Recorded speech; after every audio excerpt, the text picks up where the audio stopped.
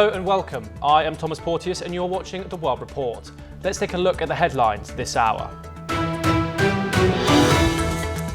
The death toll from the California wildfires raises to 11. Governor Newsom orders probe into Los Angeles water supply amid fire department accusations and budget cuts. The US announces a $25 million reward for the arrest of Venezuela's President Nicolás Maduro. Other G7 nations respond with cautious optimism. The US and UK impose stricter sanctions on Russia's energy sector in a bid to cripple the country's war economy.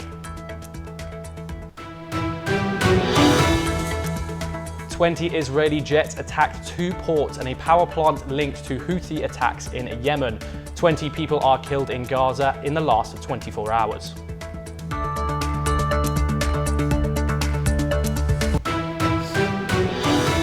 Venezuela's President Nicolás Maduro has sworn in for a controversial third term, sparking global backlash.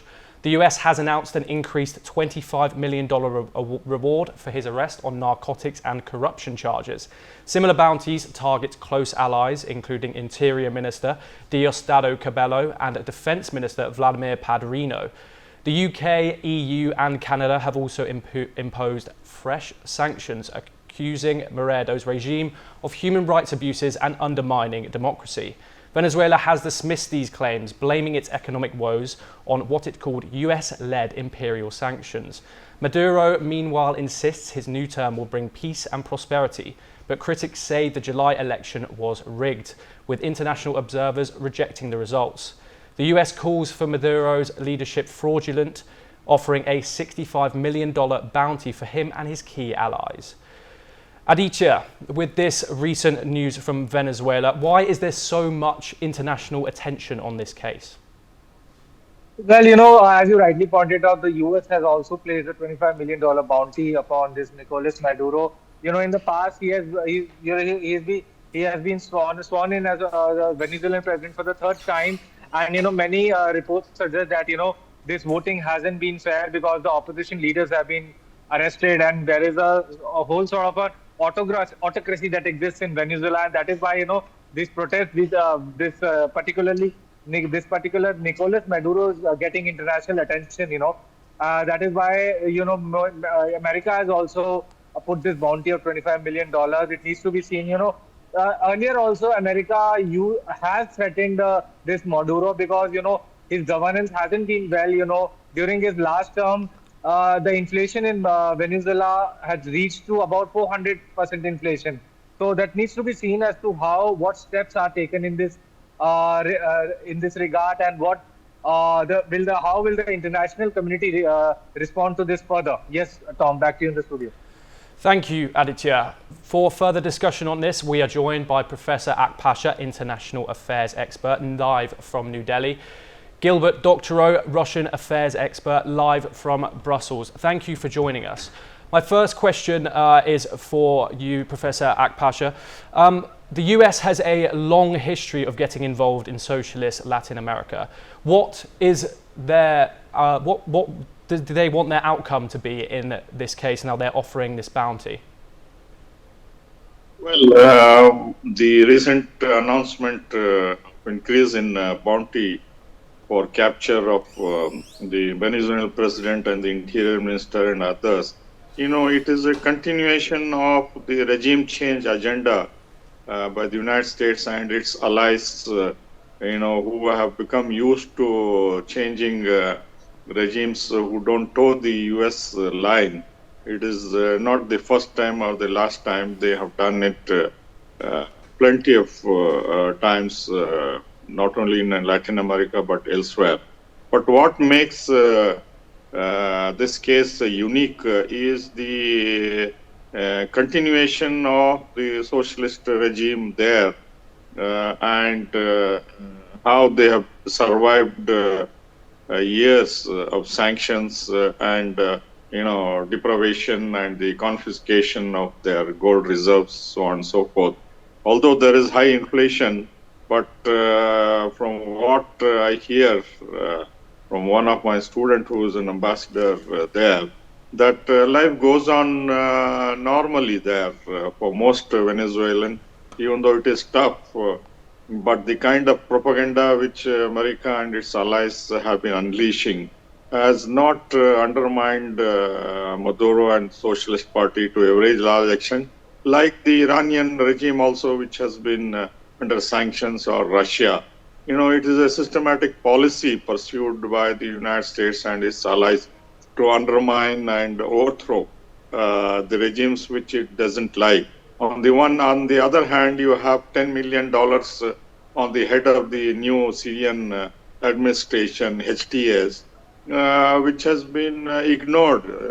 It is a terrorist organization declared by the State Department, but since he collaborated with the United States and its allies, that will not see the light of the day. So this double standards is part of the U.S. policy to undermine its own propagation of rules-based order, whether it is Venezuela or Russia or Iran or even Nicaragua or Cuba, or for that matter, many other countries which have become victims. And increasingly, countries in the global south are looking for breakaway from this so-called rules-based order and steering towards the BRICS, which is emerging as an alternative power bloc to challenge the U.S.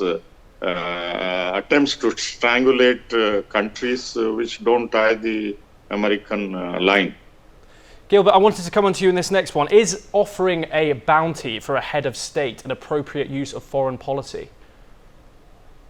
Well, the Americans think. Sorry, I agree with the speaker who has just completed his remarks in every respect, but I'd like to put a new title on it. We're talking about naked imperialism.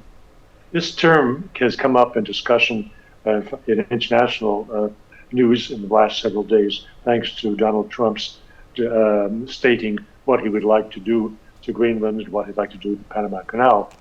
Some of that bravado and that macho foreign policy has been applauded by people like the Financial Times, who said on his remarks, we thought that Trump is an isolationist. No, he's actually an expansionist. And bravo.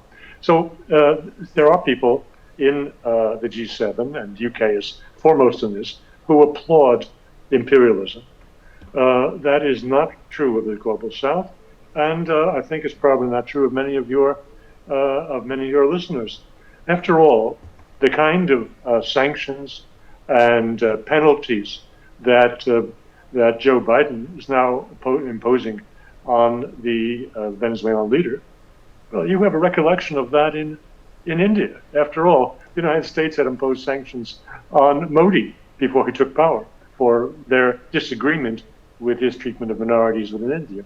So the United States is an imperialist state, whether it's run by Mr. Joe Biden in the name of a rules-based order and values-driven foreign policy, or whether it's driven by a man who is unafraid of positioning himself as promoting naked aggression, like Mr. Trump. Professor A.K. Pasha, they have accused this bounty is for a 2020 arrest warrant for him being accused of narco-terrorism and flooding the United States with cocaine. Is this the right time to use this arrest warrant? And what do you think of America and the UK being involved in this? Well, you see, this is the typical State Department, the rule passed by the US Congress to use State Department to accuse leaders who don't toe the US line of corruption and narcotics involvement.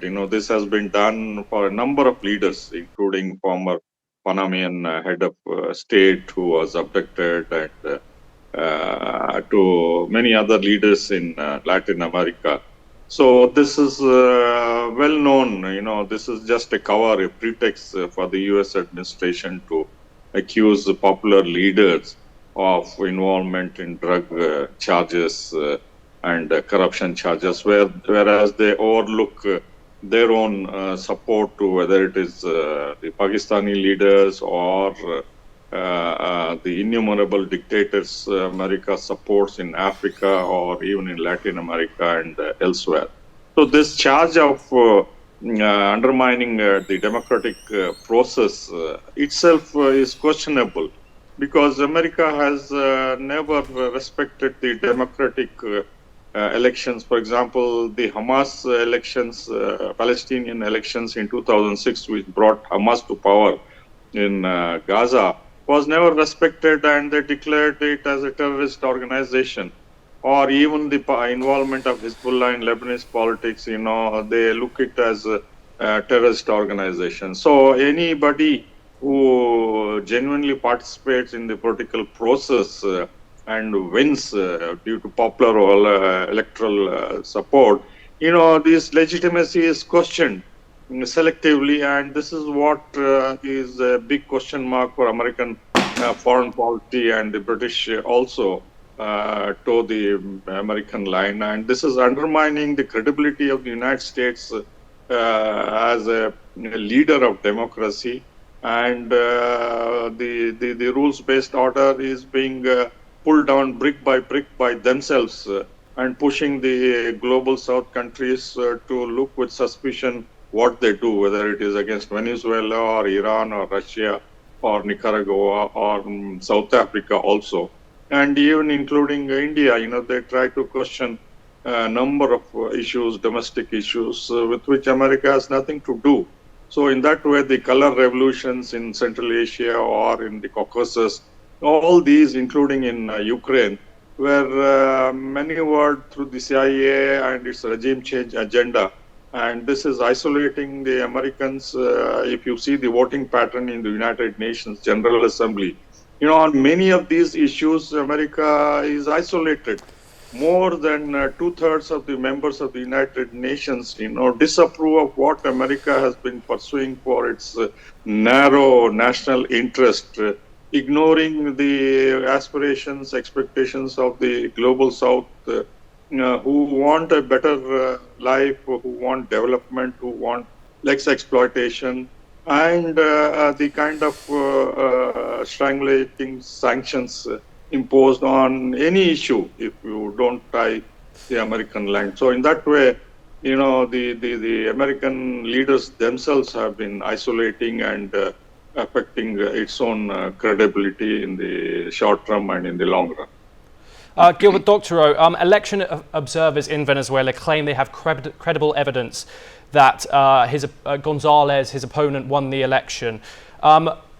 Western countries and countries all around the world have all called Maduro's win illegitimate. Do you think once President Trump comes to power, can you see him getting involved in this like the Biden administration has?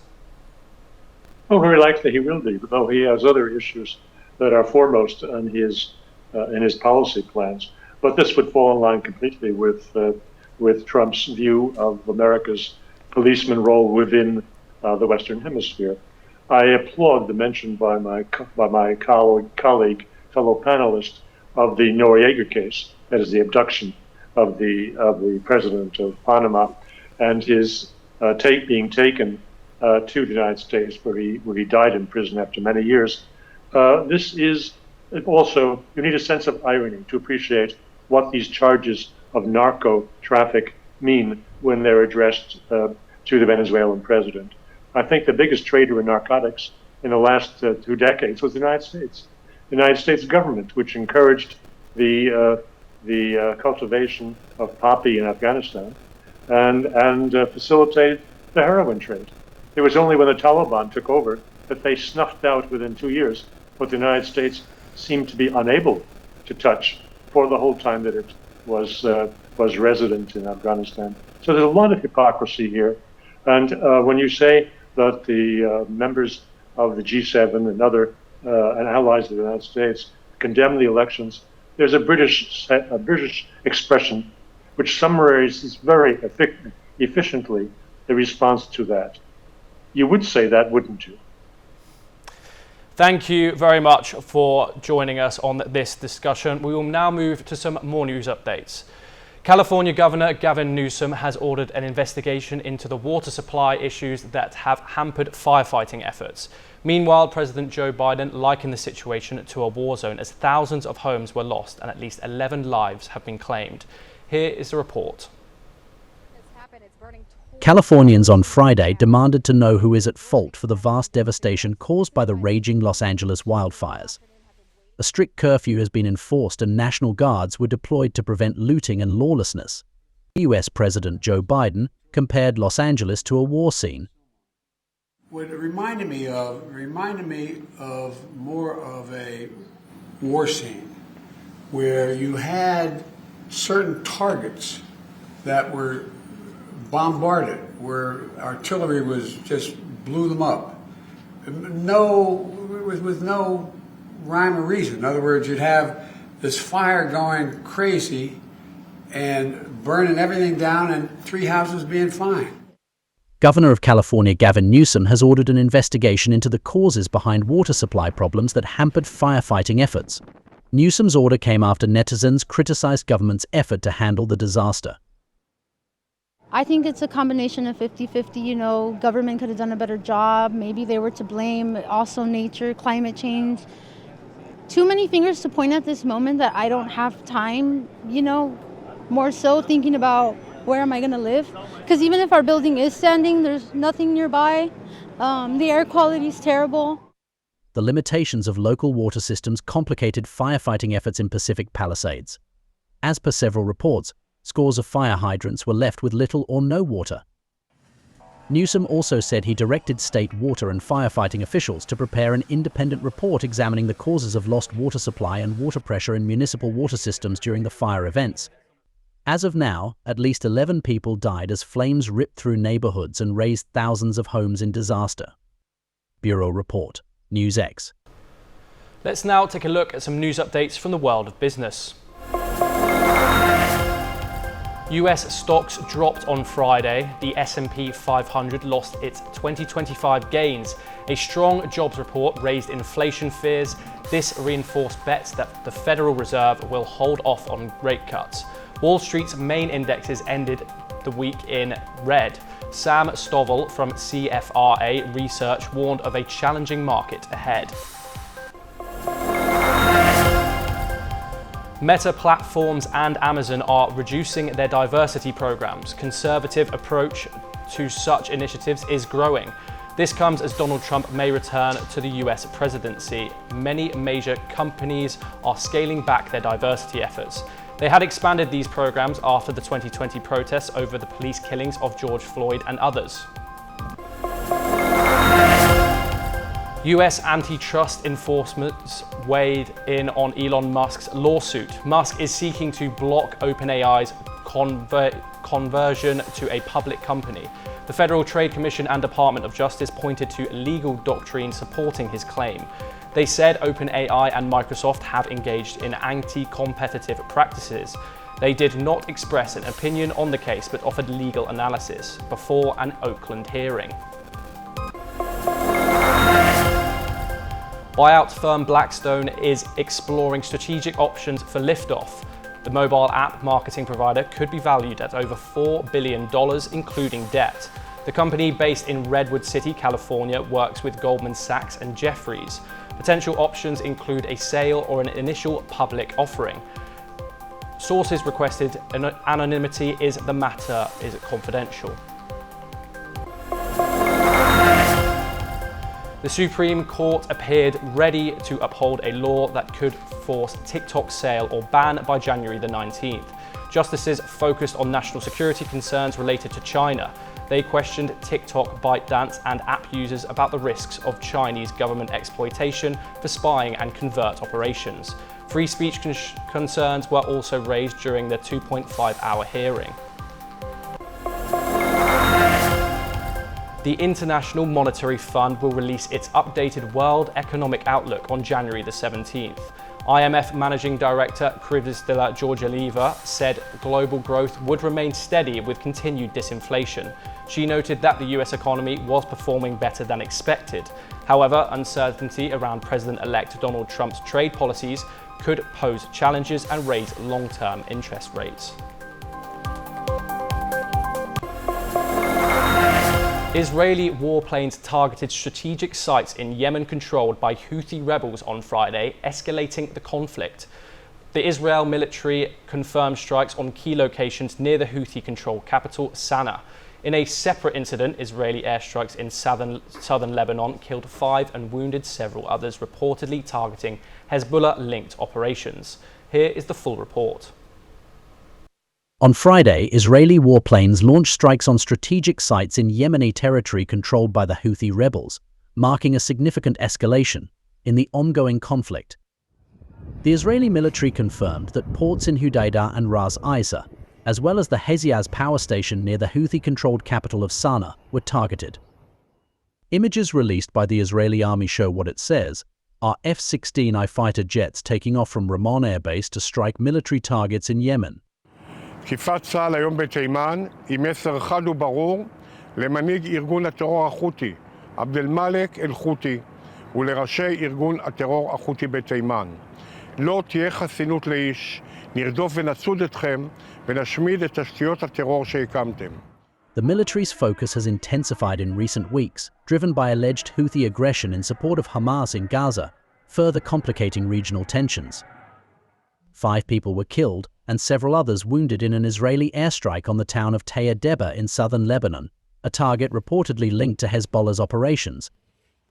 Israel's strikes in southern Lebanon continue, targeting Hezbollah, while Gaza faces a worsening humanitarian crisis with hospital fuel shortages and at least 21 Palestinian deaths from Israeli airstrikes. Bureau Report, NewsX. Let's now move to some news updates from the Indo-Pacific region. South Korea's transport ministry has revealed a new piece of information in the Jeju air crash investigation. It said that both the cockpit and voice recorder and flight data recorder stopped recording about 4 minutes before the crash. Authorities investigating the disaster plan to analyze what caused the black boxes to stop recording. The cockpit voice recorder was first analyzed locally and later sent to the United States for cross-checking. The flight data recorder was sent to the National Transportation Safety Board in the last week for analysis. 8 Tokyo University students were attacked with a hammer in a classroom. A 22-year-old student who identified herself as South Korean was arrested on the spot on suspicion of assault. According to reports, the attack had been motivated by frustration over bullying. A witness described panic after the attacker all of a sudden began swinging a hammer in the classroom. The 8 who were hurt received medical treatment and ended up requiring no hospitalization. A Thai man suspected of killing a former Cambodian opposition lawmaker has confessed to the crime. Ilak Peloni, a former Thai Marine, confessed after being charged with premeditated murder and unauthorized gun ownership. Police in Cambodia said they arrested the suspect on Wednesday. Lim Kimya, a former lawmaker for the dissolved Cambodian National Rescue Party, was shot dead on Tuesday. A Cambodian government spokesperson denied official involvement in the slaying after allegations were made on the party. South Korea's acting leader accepted the resignation of the chief of Presidential Security Service. Park Jong-joon, he faced police questioning over how his forces blocked law enforcement efforts to detain impeached President Yoon Suk-yeol last week. The acting leader also called for lawmakers to reach a bipartisan agreement to launch an independent investigation. It wasn't immediately clear how Park's resignation and Choi's call would affect the push to bring Yoon into custody. A Vietnamese court sentenced a prominent former lawyer to 3 years in jail. The court convicted him of charges of abusing democratic freedoms to infringe upon state interests. Tran Dinh Chien is the latest high-profile lawyer to be targeted by authorities for what they have written online. he had written posts on his personal Facebook page containing unauthenticated content that affected the reputation of the courts. He was arrested in June. His legal license was suspended last week. A group of Uyghur men said that the Thai government was preparing to deport them to China. These men were detained in Thailand over a decade ago. Their comments are alarming activists and family members who say the men are at risk of abuse and torture if they are sent back. In a letter, the 43 men held in Bangkok made a public appeal to what they call an imminent threat of deportation.